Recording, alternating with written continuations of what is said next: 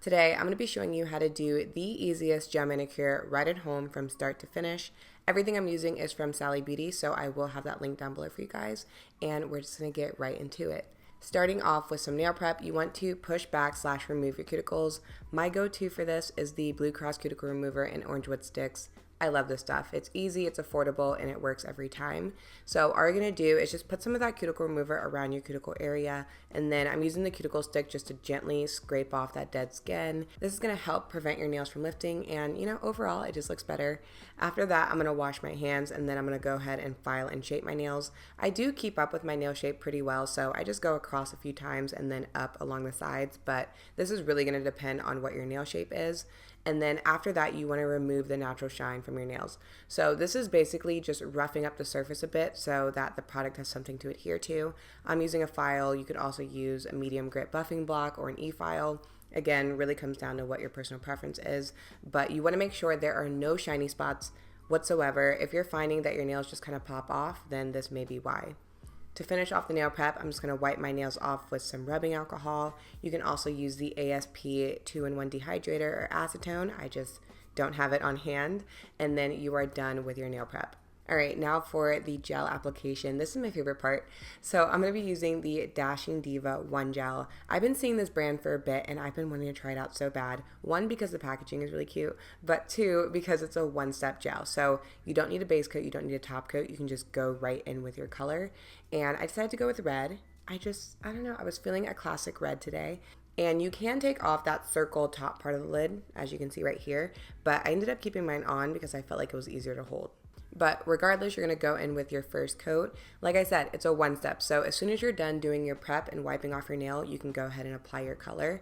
And you do want to apply your coats thin and even. When it comes to gel polish, it's better to do 3 or even 4 coats instead of trying to do one thick coat, because you want to make sure it cures properly all the way through and it lasts longer. So I'm really taking my time here. I'm making this as thin as possible. But even with that thin coat, this was so opaque.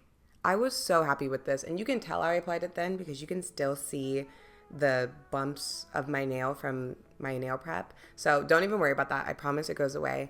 But I'm going to apply one thin coat, and then I am going to cap the tip on this layer. So when I say capping the tip, it's just taking the nail polish brush and sliding it along the free edge of my nail. If your nails are really short, you can still do this. Just make sure you're not getting anything on your skin. If so, you could just wipe it off after. Next, you need to cure your nails. I'm using the Dashing Diva lamp. It's this little pink lamp. It just has the power button on the back. This does cure for 60 seconds, and you can do 4 nails at a time. So you can do one hand, your other hand, and then end with your thumbs. After that, you're going to go in with your second coat. Same thing here, applying it thin and even. And I'm really trying to show you guys how I get my cuticle area when it comes to gel. So I'll start a little bit away from it and then use the brush and push it to get that curved shape.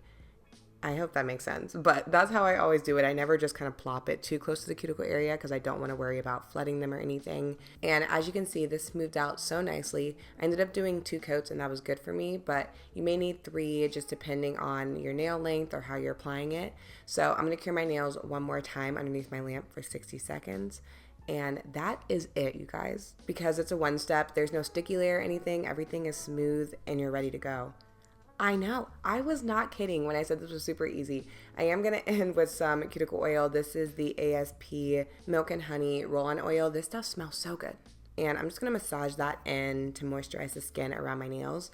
But I was really happy with this. I love a one-step gel. This one is a good one. If you're a beginner, this is a great place to start, or if you just want something quick, because I can't get over how easy it was.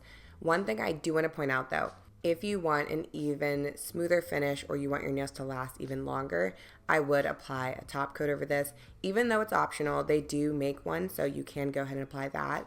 So even right here, you can kind of see it's not perfectly smooth, but honestly, when you're at a normal distance, it looks so good. But if you feel like it's gonna bug you, go ahead and put on the top coat.